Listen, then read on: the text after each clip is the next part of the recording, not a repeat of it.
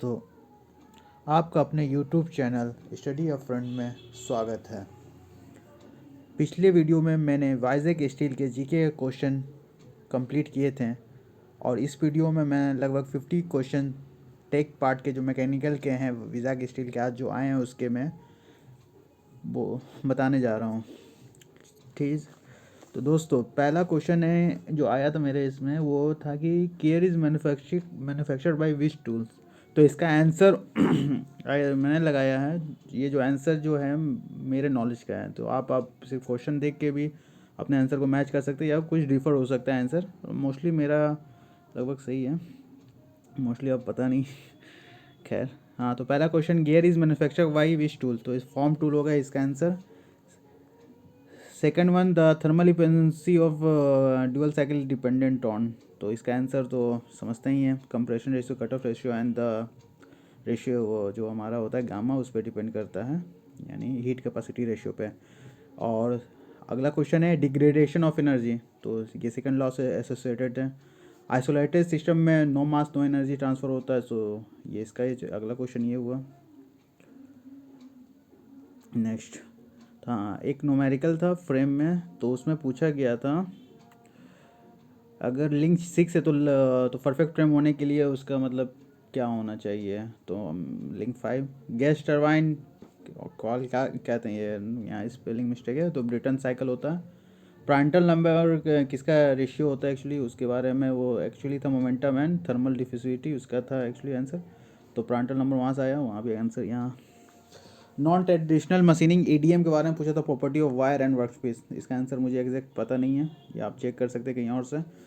टॉटलिंग process constant enthalpy process होता है। Die casting किसके लिए, मतलब उसमें फ्लश जो होता है उसमें, तो वो किस लिए यूज़ होता है, तो मतलब डाई कास्टिंग का ये क्वेश्चन था रिलेटेड। फिर साइड कटिंग एज और एंड कटिंग एज जो मिलते हैं तो वो क्या क्या, क्या फॉर्म करते हैं, तो ये नोज होता है, इसका ये क्वेश्चन था। रिस्क का डिफिनेशन था, तो मैंने एटीट्यूड मारा है। कार्नोट साइकिल में दो थर्मल आइसोथर्मल प्रोसेस और दो आइसेंट्रोपिक प्रोसेस होता है, वो क्वेश्चन था। नोजल में क्या प्रॉपर्टी नहीं है, तो उसमें वर्क ट्रांसफर हीट ट्रांसफर तो था ही, और वेलोसिटी डिक्रीज भी था। जो ऑप्शन में नॉट प्रॉपर था तो वेलोसिटी डिक्रीज नहीं होता, वेलोसिटी इंक्रीज होता है। फिर साफ्ट और 3-4 असेंबली थी, उसमें गीज था वीकेस्ट एलिमेंट होता है, तो उसमें वो क्वेश्चन पूछा था। और गवर्नर का क्वेश्चन था कि स्मॉल वेरिएशन पे क्या होता है, तो उसको हंटिंग कहते हैं। Value engineering is the ratio of the function और कॉस्ट का वो रेशियो होता है वैल्यू इंजीनियरिंग, तो वो एक क्वेश्चन आया था मेरे सेट में। अब आगे देखते हैं बराइट, तो ये डक्टिलिटी में था रिलेटेड, तो डक्टिलिटी पे देखे हो सकता है। सीयर फोर्स तो कंसंट्रेट पॉइंट लोड पे जंप कर जाता है, तो वो एक क्वेश्चन था। टॉर्सनल रिजिडिटी क्या होता है, ट्विस्ट पर यूनिट लेंथ होता है, तो ये था 3 सिग्मा या 3s का क्या था परसेंटेज, वो पूछा था, तो 99.7 होगा। ट्राइंगल सेप फ्रेम का क्या था, ओह सॉरी ये फ्री लिख दिया, यहाँ फ्रेम होना चाहिए, तो imperfect. MRP not included, lead time को इंक्लूड नहीं करता, वो एक क्वेश्चन था। Rayleigh number is the product of Grashof number and Prandtl number, वो एक क्वेश्चन था।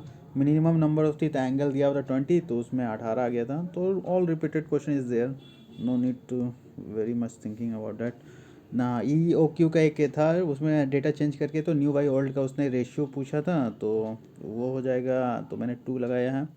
हाइट का क्वेश्चन था, टाइम दिया हुआ था और ग्रेविटी 10 दिया था, तो उसका आंसर 80 आया था। गियर थिकनेस और प्रोफाइल मेजर करते हैं micrometer and gear tooth calipers है।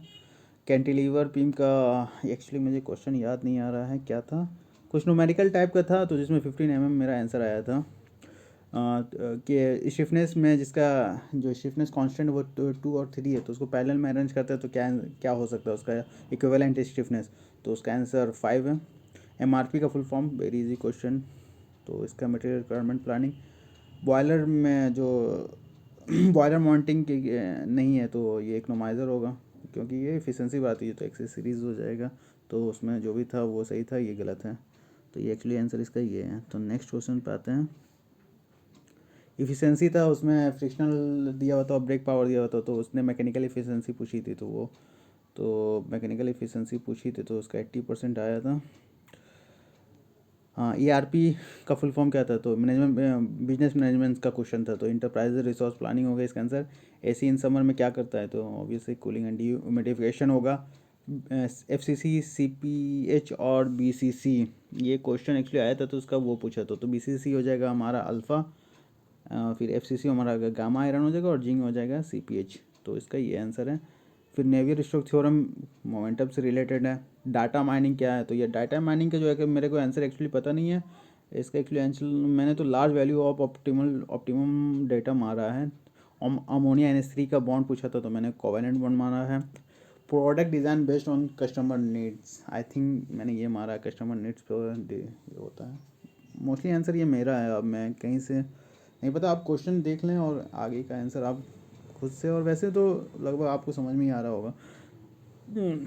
हाँ, ये कांस्टेंट वॉल्यूम मैंने मारा है आंसर, वो एक्चुअली था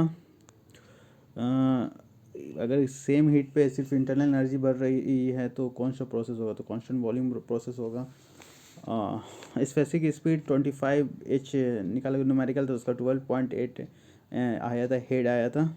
लैमिस थ्योरम होगा क्या, कोप्लानर करंट के लिए एप्लीकेबल होता है। तो शॉर्टेज को फिक्स कर दे तो क्या बनता है, तो डबल क्रैंक बन जाता है।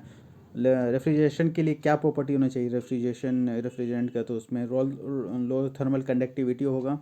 हाँ, एक एक क्वेश्चन आया तो जिसका आंसर मैंने 660 मारा, उसमें रोप का दिया 100 और बकेट का 100, रोप का 20 और हाइट 6 मीटर था।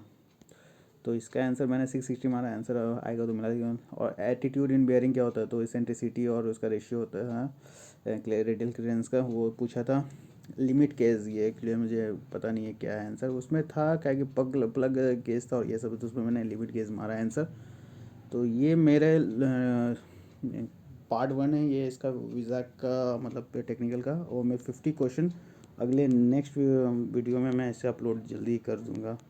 Thank you guys, all the best, wish you all the best, thanks a lot, thanks for watching, please subscribe our channel, is very humble request, thank you.